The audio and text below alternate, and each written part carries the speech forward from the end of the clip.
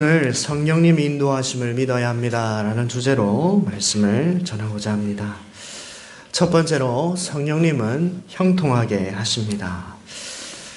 사도 바울의 2차 선교 여행이 시작됩니다.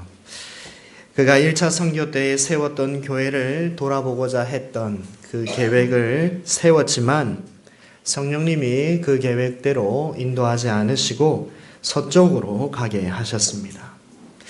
하지만 바울은 배를 탈 생각이 없었고 북쪽으로 올라가고자 비두니아로 가고자 했습니다.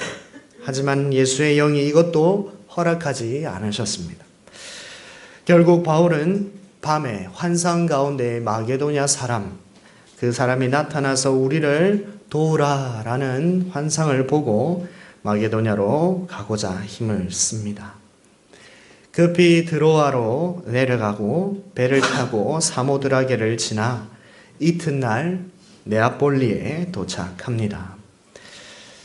그들 가운데 몇 사람이 7년이나 8년 뒤쯤 3차 선교 여행 때에 같은 항로를 반대 방향으로 네아폴리에서 빌립보에서 이제 네아폴리에서 드로아로 올 때 이곳에 5일이 걸렸다라는 기록이 있습니다.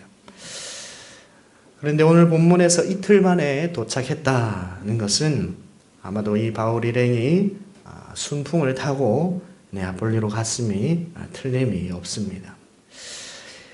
네아폴리에서 로마 군사 도로인 비아 에그나티아라는 도로를 따라서 약 15에서 16km 정도 북서쪽으로 걸어가면 빌립보라는 곳에 도착할 수 있습니다. 이 모든 일정은 계획에 없었던 것이죠. 하지만 바울은 성령의 인도하심으로 빌립보까지 들어오게 된 것입니다. 이 빌립보를 잠깐 소개해 드리겠습니다. 빌립보는 필립 2세가 BC 356년 도시를 크게 건설하고 자기 이름을 따라서 빌립보라고 부르게 했습니다. 오늘 12절에 보면 빌립보 성을 소개하는데 마게도냐 지방의 첫 성이고 로마의 식민지라라고 소개하고 있습니다. 빌립보가 첫 성이라고 말하는데 그것에 대해서 약간 학자들마다 의견이 다릅니다. 우선 가장 큰 성을 의미하지는 않습니다. 왜냐하면 마게도냐에는 제일 큰 도시가 있는데 데살로니가라는 수도가 있기 때문입니다. 또 다른 의견이 있습니다. 빌립보가 첫 번째로 방문한 도시라는 견해도 있습니다. 또 당시 4개의 행정구역으로 나누어져 있는데 그 중에 제1행정구역에 속했기 때문이다라는 의견도 있습니다. 그러나 이러한 의견은 사실 중요하지 않습니다. 이제 복음이 아시아가 아닌 유럽에서 처음으로 선포되고 믿음의 형제들이 생겨났음을 강조하고 싶었던 것입니다. 또 로마의 식민지라고 말한 것은 당시 로마의 식민지가 아닌 곳이 없었죠. 이렇게 소개하는 것은 이 빌립보는 조금 특별한 도시였음을 말하고 있습니다. 그 도시의 시민들에게는 특권이 주어졌는데 각종 형벌에서 면제받을 수 있는 특권도 있었고 또 억울한 일을 당했을 때에 로마 황제에게 호소할 수 있는 특권까지 있었습니다. 또 그곳에는 로마 군인으로 충성했던 퇴역 군인들이 그곳에서 남은 여생을 살도록 배려를 해준 곳입니다. 이러한 이유로 여기 빌립보는 로마의 축소판이다, 축소판 도시다라고 불릴 수 있는 그러한 특별한 도시였던 것입니다. 그래서 이 빌립보에서 로마 사람으로 살아가는 것은 대단히 자부심이 있고 또 자랑이 되는 그러한 곳이었습니다. 오늘 본문 뒤에도 뒤쪽에 나오지만 상관들이라고 나오는 사람들이 이 바울이 로마 사람이라는 말을 듣고 크게 두려워했다는 것이 기록이 있습니다. 죄를 묻지도 않고 때리고 옥에 가두었기 때문입니다. 만약 바울이 로마 황제에게 호소하게 되면 그 상관들의 목숨이 위태롭기 때문이죠. 그래서 바울에게 권하고 데리고 나갔다라고 기록하고 이 성에서 떠나기를 정했다라고 그렇게 기록하고 있습니다. 이러한 빌립보로 오게 된 바울 일행은 수일을 유하다가 안식일이 되었습니다. 바울은 언제나 그렇듯 회당에서 유대인들에게 가장 먼저 복음을 전했습니다. 그러나 빌립보에는 회당이 없었습니다. 유대인 10명만 있으면 회당을 세울 수 있었지만 회당이 없는 것으로 보아 그곳에는 유대인이 거의 없었다라는 것을 알 수 있습니다. 바울 일행이 기도할 곳을 찾아 나섰다라는 것은 사람들이 없는 한적한 곳을 찾아서 기도할 곳을 찾았다라고 말할 수도 있고, 또 혹시 몇 명 안 되는 유대인이 있을까 해서 찾았을 것입니다. 그런데 이 성문 밖 강가에서 하나님을 경외하는 자들과 몇몇 유대인 여자들이 있는 것을 발견하게 됩니다. 아마도 비공식적인 예배 처소였던 것으로 보입니다. 당시 바울 일행, 바울과 실라와 누가와 디모데는 그곳에서 여자들과 이야기하면서 복음을 전했습니다. 이 여자들 가운데 루디아라는 여자가 있었습니다. 루디아를 소개하기를 두아디라시에 있는 자색 옷감 장사라고 하고 있습니다. 두아디라 성에는 이 꼭두선이라는 이 식물의 뿌리의 즙에서 나오는 자주색 염료가 유명했습니다. 그런데 루디아는 하나님을 경외하는 사람이라고 합니다. 이 두아디라에는 유대인 거류지가 있었기 때문에 아마도 루디아는 거기에서 하나님을 경외하는 사람이 되었을 것입니다. 루디아는 복음을 받아들였고 그녀와 그녀의 집에 있는 모든 사람들이 다 세례를 받는 복을 받게 되었습니다. 이 사도 바울의 일행이 성령의 인도하심을 따라서 빌립보라는 한 번도 가보지 않은 땅에 순종하여 갔을 때에 하나님은 그들에게 믿기로 예비된 자를 순적하게 만나게 하시는 형통을 허락하셨습니다.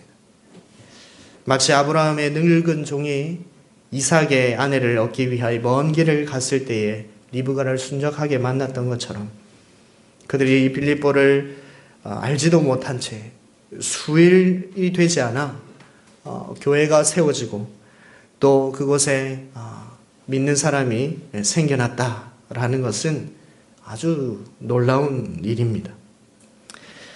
이 모든 것이 하나님이 하셨다라고만 말할 수 있는 일들이 일어난 것이죠. 성령님은 이렇게 형통도 허락하시지만 언제나 이러한 순적한 만남만 있는 것은 아닙니다. 두 번째로 성령님은 고난도 만나게 하십니다. 바울 일행은 빌립보 교회가 세워지고 그곳에서 계속해서 복음 전도 사역을 했습니다. 기도하는 곳에 사람들이 모였고 그곳에서 하나님의 말씀을 가르쳤습니다. 그런데 기도하는 곳에 가는 길에 귀신 들린 여종이 여러 날 동안 계속해서 그 바울을 따라다니죠. 그 종에게 들어간 귀신이 이 사람들은 지극히 높은 하나님의 종으로서 구원의 길을 너에게 전하는 자라 라며 소리를 지르게 했습니다. 여러 날 동안 귀신 들린 여종의 큰 소리에 사도 바울이 심히 괴로웠다라고 기록하고 있습니다. 사도 바울은 그 여종에게 들어간 귀신에게 예수님의 이름으로 명하고 그 귀신이 즉시 여종의 몸에서 나오게 되는 일이 되었습니다. 저는 이것도 성령님이 의도하신 것이라 보입니다. 빌립보에 귀신 들린 사람이 이 여종밖에 없었을까요? 빌립보 당시 인구가 1만 명에서 1만 5천 명으로 그렇게 보고 있습니다. 고고학의 기록에 보면 이 도시에 있던 종교가 적지 않았음을 보여줍니다.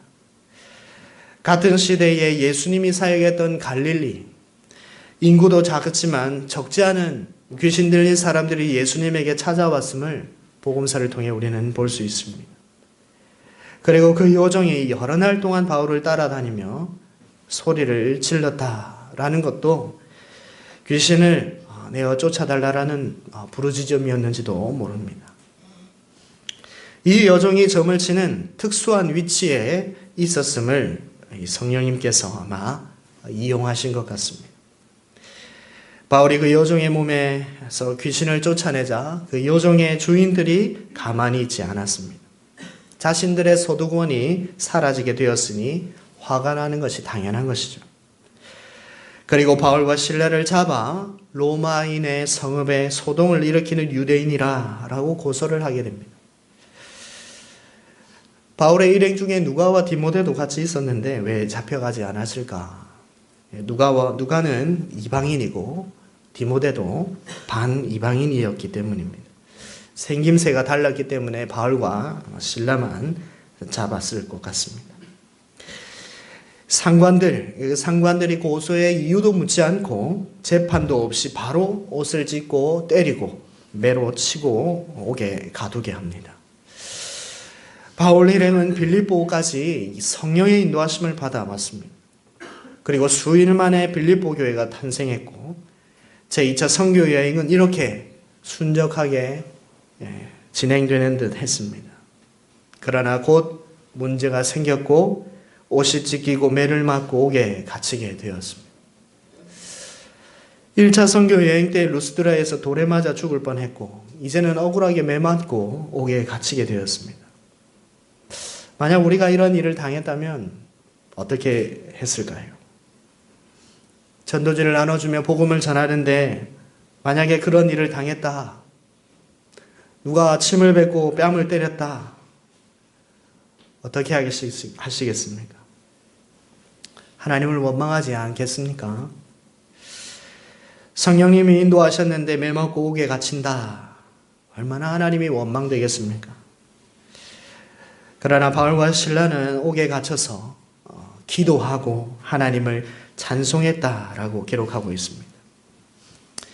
바울과 실라는 죄악의 상황에서 그렇게 있었지만 하나님께 기도하고 찬양을 드렸습니다.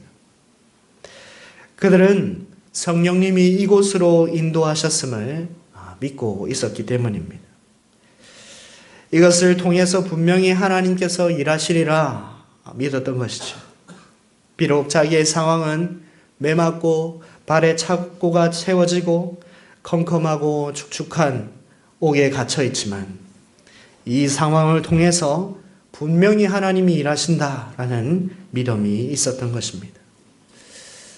그런데 하나님은 이곳에서 그들의 믿음대로 놀라운 일을 이루어 주십니다.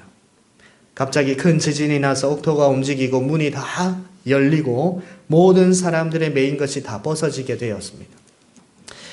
간수가 자다가 깨어 그것을 보고 자결하려 했지만 바울이 그 간수를 말리죠. 간수는 그 일로 바울과 실라에게 어떻게 구원을 받을 수 있을지에 대해서 묻고 간수는 예수님을 믿게 됩니다. 간수와 그 온 가족이 세례를 받은 후 그 집안에 하나님을 믿음으로 크게 기뻐하였다라고 기록되고 있습니다. 사랑하는 성도 여러분, 하나님은 우리가 상상할 수 없는 방법으로 일하십니다. 바울과 실라가 매맞고 옥에 갇히는 방법으로 간수와 그의 집을 구원하는 계획을 세우셨습니다. 성령님의 인도하심을 받는다면 모든 것이 형통하고 잘 되어야 된다라고 생각하지만 그렇지 않다라는 것을 우리에게 보여주고 계십니다. 바울과 실라의 일이 우리에게, 아니 나에게 일어난다면 과연 우리는 기도하며 믿음으로 찬송할 수 있을까요? 내게 안 좋은 일이 닥칠 때에, 내게 억울한 일이 닥치고 너무나 견딜 수 없는 힘든 일이 닥칠 때 성령님이 인도하셨다 라고 믿는데 내 상황은 최악일 때 우리는 어떻게 해야 할까요? 우리에게 믿음이 필요합니다. 우리는 하나님이 우리의 상황 속에서 일하고 있음을 믿어야 합니다. 성령님이 인도하심을 우리는 믿어야 합니다. 하나님은 빌립보 교회가 세워지길 원하셨습니다. 빌립보를 사랑하신 하나님께서 그곳에서 복음이 선포되게 하시고 하나님을 경외했지만 예수님의 복음을, 예수 그리스도의 복음을 듣지 못했던 루디아를 구원하시고 귀신에 사로잡힌 여종을 자유케 하시고 자결하려 하는 간수를 살리시고 영원한 생명을 주시길 원하셨습니다. 사랑하는 성도 여러분, 사도 바울의 일행을 인도하시는 분은 성령님이셨습니다. 사도 바울의 일행을 인도하신 성령님은 오늘날 저와 여러분을 인도하고 계십니다. 우리가 살아가는 동안 성령님께서 바울에게 나타나신 것처럼 우리에게 나타나셔서 이 길이 아니라 저 길이다, 저곳으로 가야 한다 말씀해 주시면 참 좋겠는데 성령님은 우리에게 사도행전 때와 같이 가르쳐 주시지는 않습니다.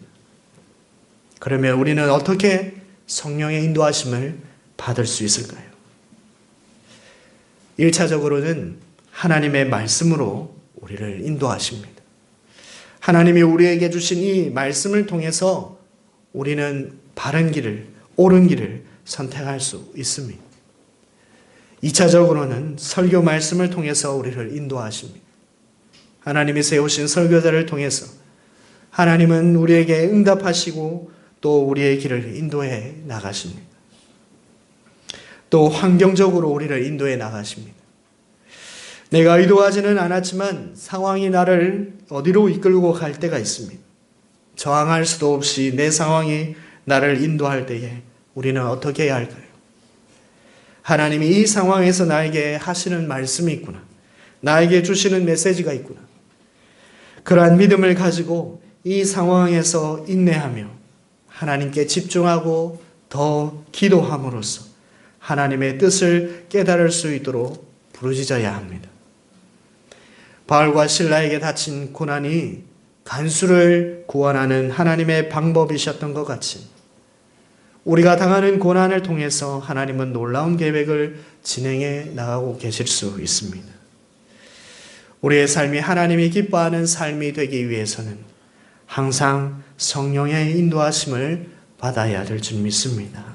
내 상황이 고난이라 할지라도 성령님이 내 삶 속에서 일하실 수 있도록 날마다 기도로 주님께 묻는 성도님들이 다 되셔서 형통이 오거나 고난이 오거나 언제든지 하나님께 감사하며 찬송을 드릴 수 있는 믿음의 용사들이 다 되시기를 주님의 이름으로 축복합니다. 이제 우리 기도했으면 좋겠습니다. 들었던 말씀을 가지고 기도하겠습니다. 성령님의 인도하심을 받은 바울의 일행에게 형통함뿐 아니라 고난도 있었음을 우리가 들었습니다.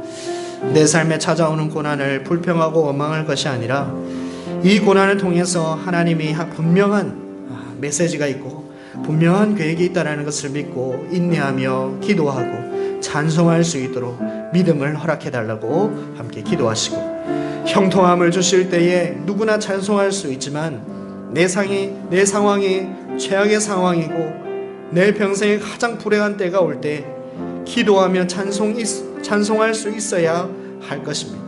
하나님이 분명히 나를 건지시고 나를 인도하신다는 믿음을 가질 수 있도록 이 시간에 하나님께 믿음을 구하는 기도를 통성으로 기도하도록 하겠습니다. 사랑하신 하나님, 은혜를